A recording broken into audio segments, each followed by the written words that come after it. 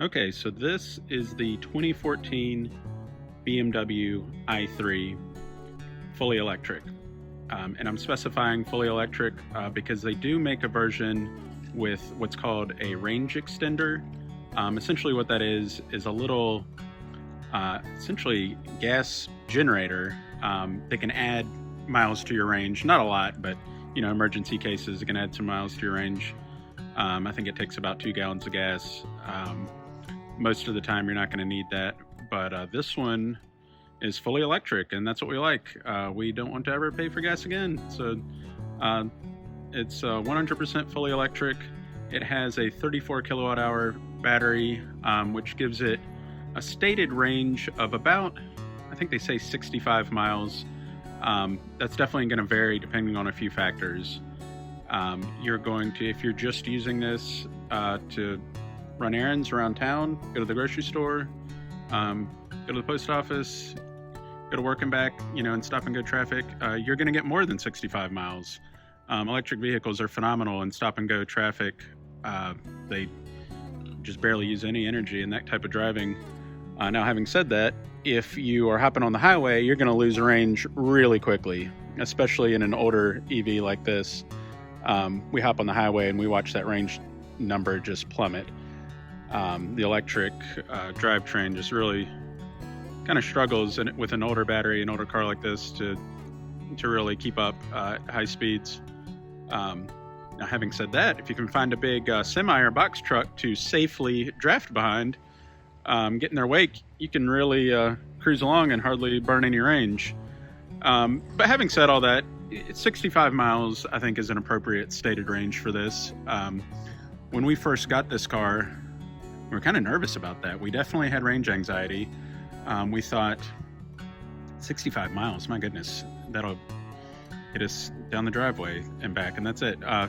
You don't realize how much that is. That's a lot. I mean, on our way to work, on our way to get groceries, stuff like that, you don't realize most places we go are not that far. Even going all the way across town, you don't really burn that much range in a daily driver. Of course, we're not able to take this on long road trips. We're not going to drive this across the mountains or out to the coast, but that's not what this is for. This car is what I refer to as a grocery getter.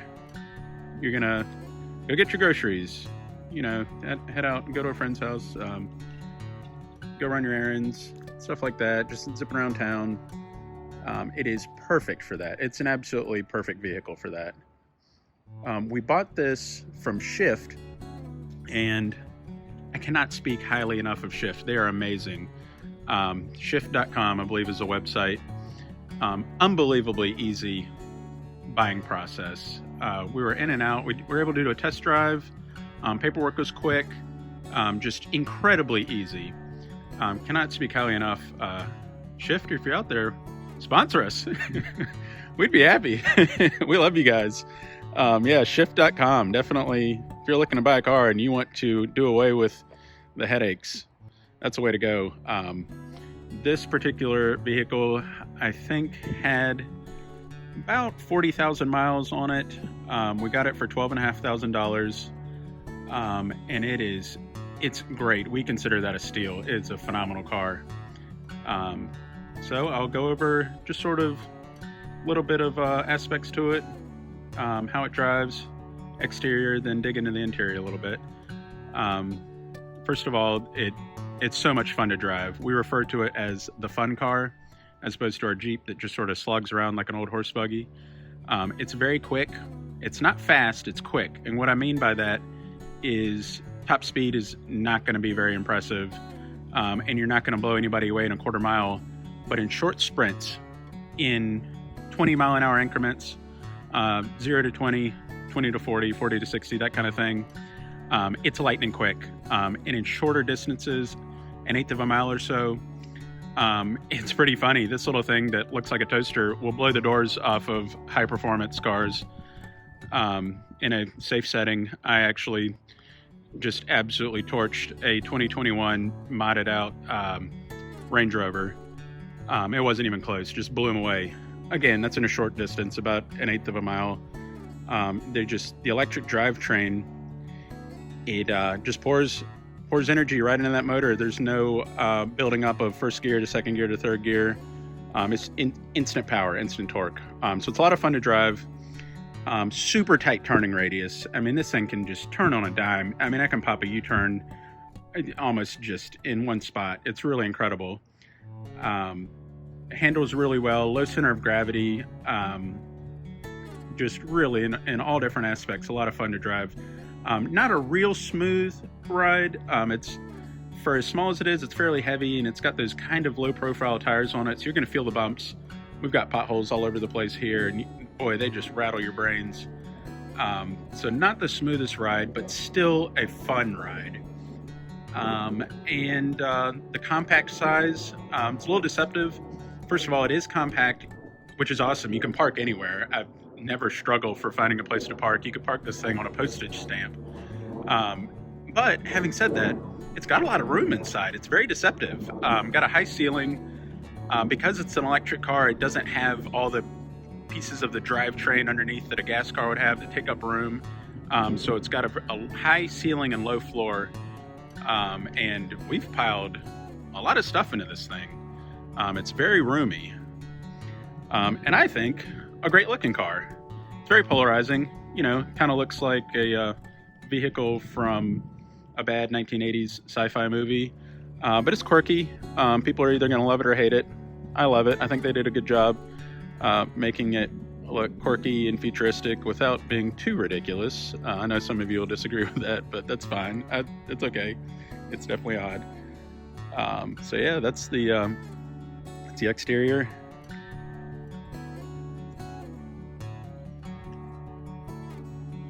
Yeah, nice and compact, and we'll dig in and show you the inside. All right, so first of all, the trunk. It's tough to tell. There's not really a whole lot of size reference here, but it's pretty big. For a little hatchback, like we can fit a lot of stuff in here. I've picked up folks from the airport, and they've come out hauling giant luggage, and we're thinking, oh man, how are we going to get it in here? And this vehicle almost defies the laws of physics when you look at how much you can get in here. You can fold the seats down. We've got the baby seat in there right now, but the seats do fold flat, and man, you can get a lot of stuff in there.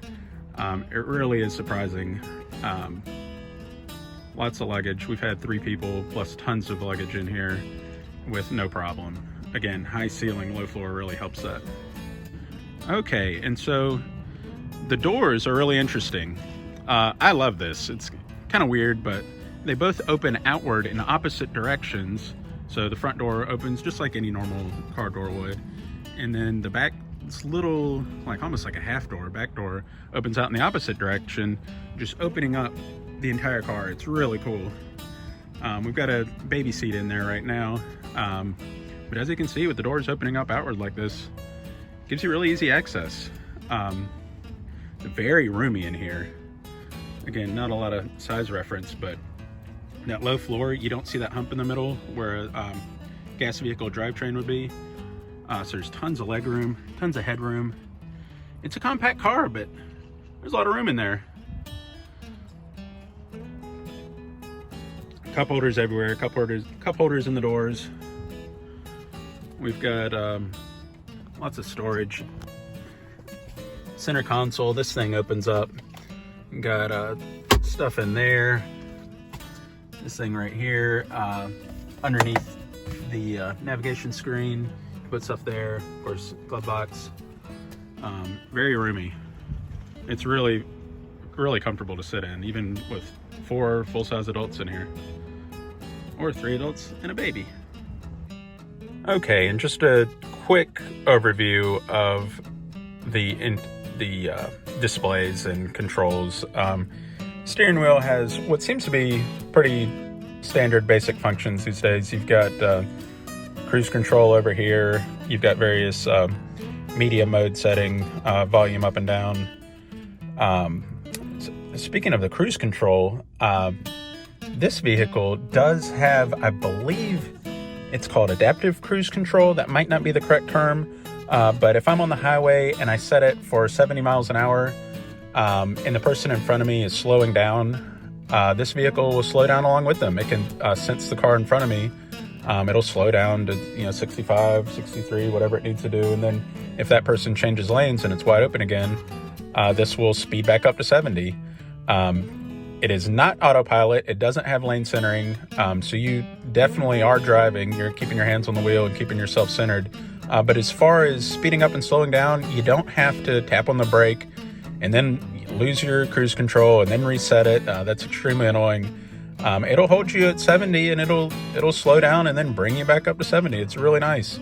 Front panel display has basic information, temperature, the range that you have left. It looks like I've got 44 miles left. That's just an estimate. That I could get a little bit more out of that. I could get less depending on how I'm driving. So yeah, just basic stuff up here. And I can rotate around to other information. There's a clock.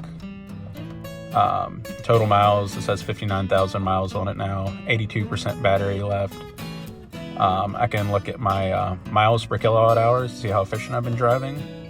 Yeah, so it's pretty handy. Over here, it has a navigation system. It is quite old, and the funny thing about this is there have been no updates to it.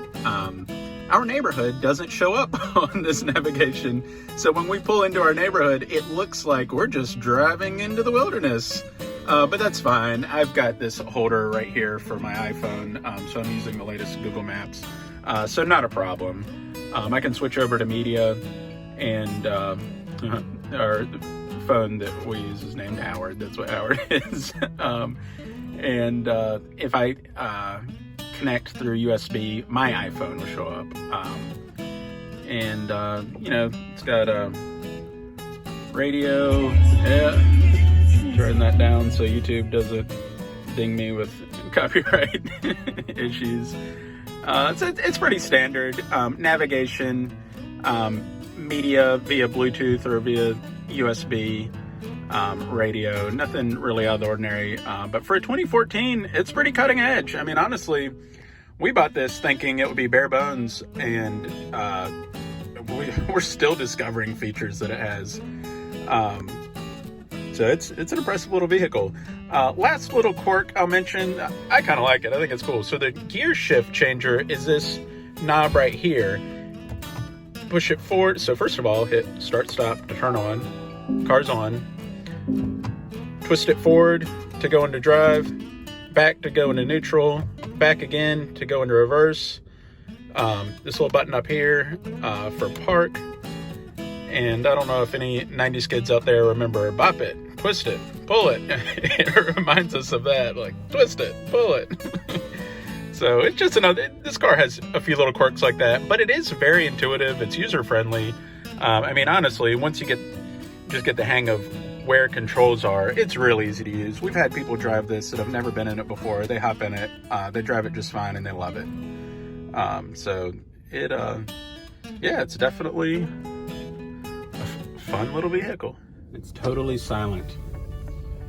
Not a sound. You can hear a faint whine of the electric motor, but you have to really listen for it. A lot of times people will get in this and they'll ask, is it on? Like, I've had people turn it on and they're waiting for an engine sound that they never hear, but it's on. I like that. And I think most people like that when they experience it for the first time. All right, and an absolutely incredible thing about electric vehicles that almost seems like magic is regenerative braking. Basically what that means is you do a lot of one pedal driving, meaning you don't really have to touch the brake very often. It varies from vehicle to vehicle. In a Tesla, you can go all day and touch the brake maybe once or twice.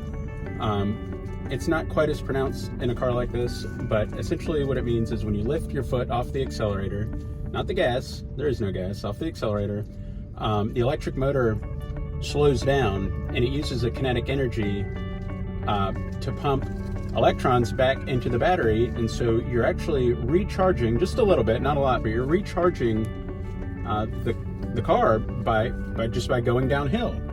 And we live up on a hill, and from here into town, it's pretty much all downhill, and I've actually gained about 6 or 7 miles of range just by cruising down to the grocery store or to the car wash or wherever we need to go. So again, as you're going downhill, instead of coasting or putting your foot on the brake the way you would in a gas car. You just lift off the accelerator, and that big permanent magnet motor just slows down. It's just, you're not giving it more electrons to go. It just slows down, and that kinetic energy, again, I'm not a battery or metals scientist, so I don't understand the technicalities of it, but regenerative braking turns kinetic energy into feeding power back into the battery. Any of you mechanical engineers out there, please feel free to explain this to all of us in the comments, but for now, I just call it sorcery. So, we're about to get to a pretty big hill. Already, we've been either going flat or downhill the whole time. But this one right here is a good one. I just cruise on down, still have my foot on the accelerator, but as it gets steeper, I'll just take my foot off the accelerator, and on the display, I'm not sure if you can see it, it has on the left of that bar right there, on the left it says charge, on the right it's e-power. If I'm pushing down on the accelerator and driving, the little indicator slides over to e-power, but when I'm lifting off the accelerator and going downhill, the little white indicator that you may or may not see moving around, I'll give it some juice. You can see the indicator move over to the right for e-power. But yeah, when I'm going downhill and I lift off the accelerator, that left-hand side of the bar that says charge, it's actually charging. Here we go, charging. Just going downhill. I'm just slowing down to take this turn. Haven't touched the brake. Touched it once at the stop sign coming out of the neighborhood, but other than that, haven't touched the brake. Still haven't. Taking it nice and slow. We've got a sharp curve here. In the Jeep would be mashing the brake right about here, but charging. I'm charging. I can plug into a wall or I can just go downhill. Yeah, it's pretty amazing. That's one of the many benefits of electric vehicles is you can add miles. And it spoils me. I'll be out and about in the Jeep and going down a hill, and I'm thinking, I can't add more gas just by going downhill. All right, get the defroster going. It's getting a little foggy.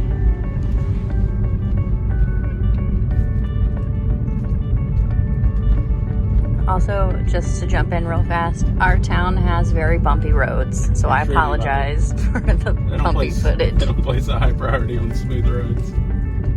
So this guy's waving me around. Here's another benefit of electric vehicles. They are very quick.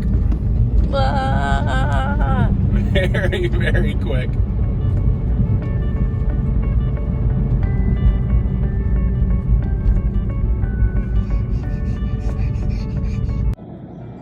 All right, going through the car wash. Getting this thing all clean, getting the mud scraped off of it.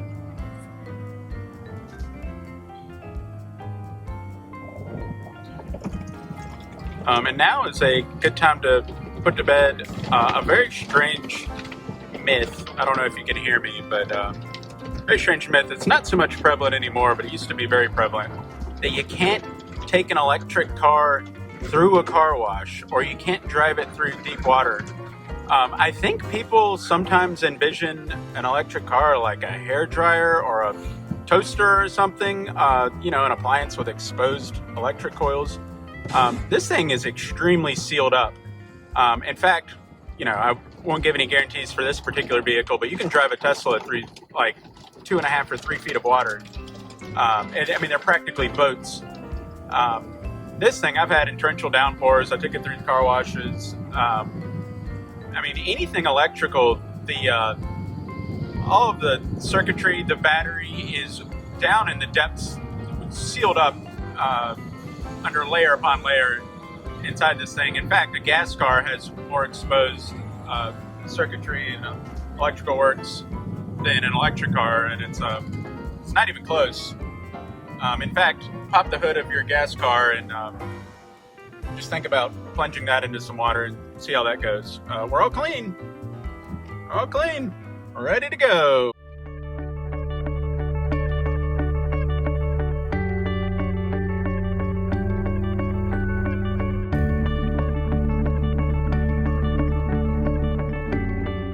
All right, so fast charging.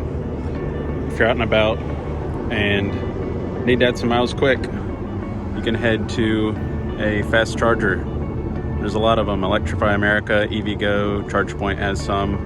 There's more out there than you'd think. This one's located right here in Auburn near the mall. Just pop it open. We got the slow charge port, and then open up this. That allows fast charging.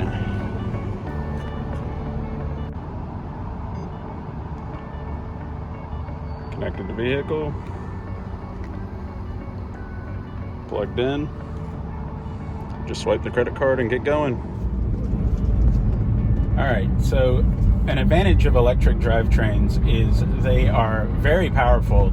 That comes in handy when you need to zip up ahead of somebody or when you're going up a hill. I mean, we've got this steep hill heading up to our neighborhood, and in the Jeep, it just sort of slogs its way up. But in this thing, I mean, you can really get going, and it doesn't matter that you're going uphill. I can just punch it and just zip up this thing. Comes in handy. We've got this stoplight that's right here in the middle of the hill, and so in the Jeep, you know, if we get caught at a red light, it really struggles to get going again. But in this thing, it doesn't matter. You're going up a steep hill, you just zip along. It's really amazing. Even in an older, cheaper, little entry-level EV like this, the electric drivetrains, they're just so powerful. They've got instant torque.